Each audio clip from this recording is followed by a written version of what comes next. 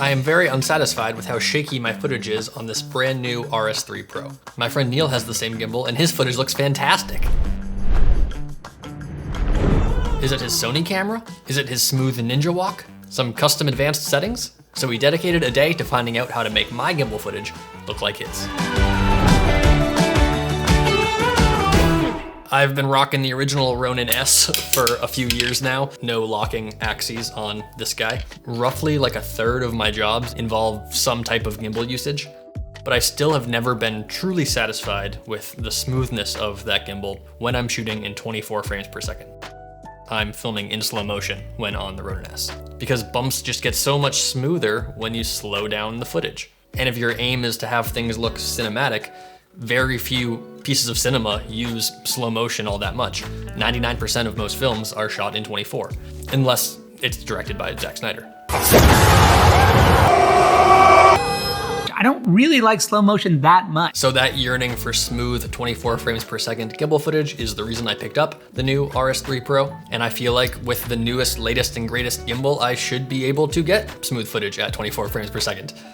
Don't you? I mean, that's definitely the impression I get after watching all of these YouTubers talk about this gimbal. But when I took the gimbal on a few shoots and did some apartment tests, I didn't notice it being any smoother than my old Ronin-s. So I brought my rig to Neil's house to get his advice on how to smooth out my footage and see what secret sauce he was putting into his gimbal footage to get results like these.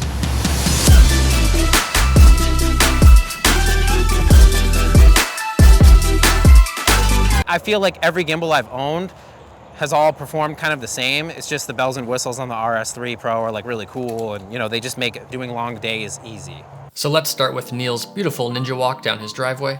He's following me with my 16mm RF lens. I think this looks very smooth. He really seems to have that walk down pat.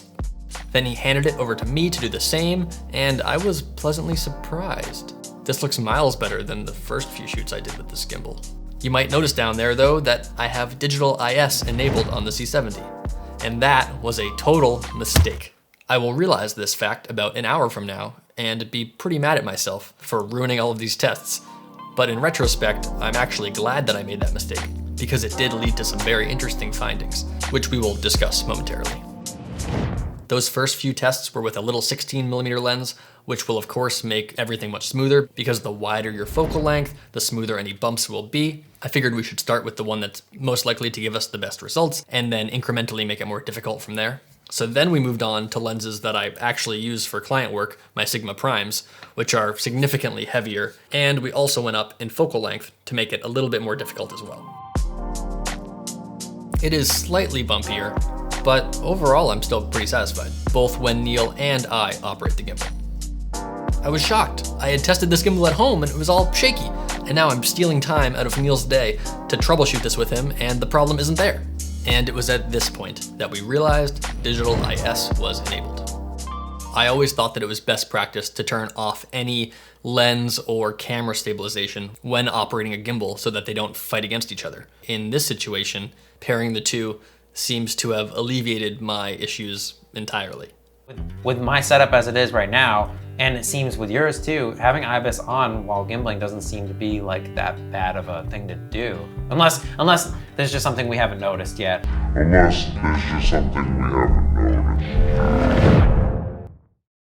Oh wait, go back to right before that waveform started. Yeah, like right there, a little bit, tiny bit more. Ah, I see it. It was following my head.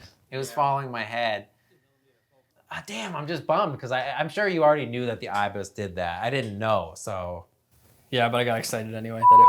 So when it comes to digital IS on the C70 or other similar cameras paired with a gimbal, it really comes down to focal length. Wide lenses, like my 16, are actually probably pretty safe with digital IS, and it will remove all of those jitters that annoy the hell out of me.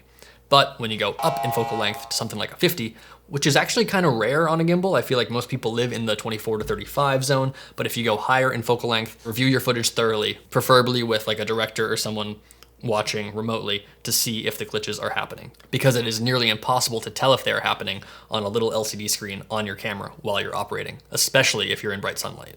I guess I never really thought of it, but like, yeah, just like, you know, shooting on the FX3, I usually just leave IBIS on because it doesn't really give me many of those like weird digital, I don't know what to, you know, this. So naturally, the next test we filmed was with no IBIS on my C70 on the RS3 Pro. And here we can see why I made this video in the first place. My footage will come in looking like this, shaky. Like, you know, whoever edits those clips might be like, WTF is this? You know, like this doesn't look all that great. You know, or they might not even pick it up because it's like the edges of the frame. But that's my biggest fear is shooting when I'm not the editor and I hand in footage that is shaky. And then I think they're gonna think I'm an amateur. Yeah, and like, I'm like super self-conscious. Everybody like trusts that I'm gonna do a good job, but I'll still go back to my hotel room and like scrub through the footage. And I don't know how good the editor is gonna be paying attention to all those little details. Like he might not notice that.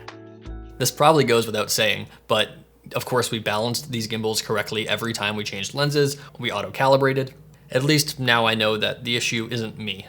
This shake occurs whether I or the master, Neil, is operating. It kind of looks handheld almost. Like my walk stayed the same the whole time. So at this point, you might think that the only way to get smooth footage on the RS3 Pro is to have a camera that also has good, reliable, non-glitchy IBIS. But we do have a solution for any camera on this gimbal to get rid of those little jitters, and that is digitally stabilizing in post. I think this looks fantastic. This is really what I wanted all along, and it is in fact achievable. It just takes that extra step. Big, bold movements like these, I always stabilize, like that. Like those long ones. There's no way that I'm gonna be that stable. I rely heavily on post-stabilization for sure. Okay, hold on now. So if we are relying on post-production stabilization, let's see where its limits are. I shot some tests this morning in the stadium, starting out walking sideways on the stairs on a flat surface, little bumpy, throw on warp stabilizer, nice and smooth. But what if there are foreground elements, like these pillars? Throw warp stabilizer on that. Whoa! The software does not know how to handle it. There's a myriad of settings you can change within the warp stabilizer in Premiere, and that's a topic all its own. The more experience you have stabilizing gimbal footage, the more you'll learn which settings are best for which situations and where its limits are. So not only is Neil a Sony shooter, opposite my Canon fandom, he is also a Final Cut editor. So his post-production stabilization workflow will be slightly different than mine in Premiere. See, here's Final Cut stabilization on that clip. So I want to see what it does. See, it adds that like, it looks terrible, you know?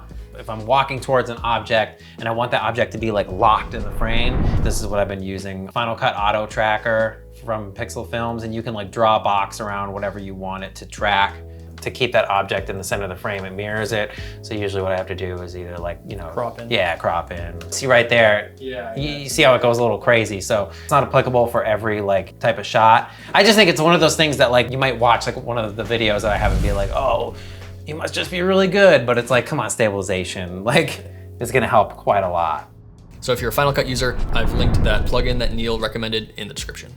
If you were to rank the importance of how nice your gimbal is, how good your shoes are, how good your technique is, camera stabilization, post stabilization, and the quality of your gimbal. So as far as like what's gonna have the most impact on the image, I would say like the gimbal is like, let's say number 4 out of 5. IBIS being like number 2 out of 5. Technique being like probably number 1. You can hand like a random guy a gimbal, have him walk to the mailbox like we did, and he will just generally walk, and that will definitely, you'll get this. I would say number 3 would be like post-stabilization if you need to use it. 5 would be shoes. Most people are usually wearing pretty like flexible shoes, but like, hey, I just wouldn't recommend like Blundstones or hard boots. So yeah, shoes are probably the least important, but it's still worth mentioning. Yeah, so I hope that helped.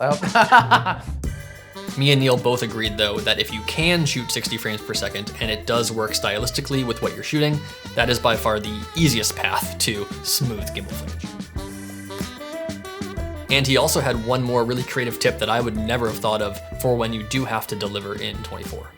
Sometimes I'll shoot in 30p and put it on a 24p timeline. Yeah, I think it slows it down like 20% or like 18%, or it's very minimal, just so that it like takes the edge off a little bit, but still feels quite normal. You can subscribe to Neil's channel up there, subscribe to mine if you haven't already. YouTube thinks you might like that video. I ran out of stuff to say.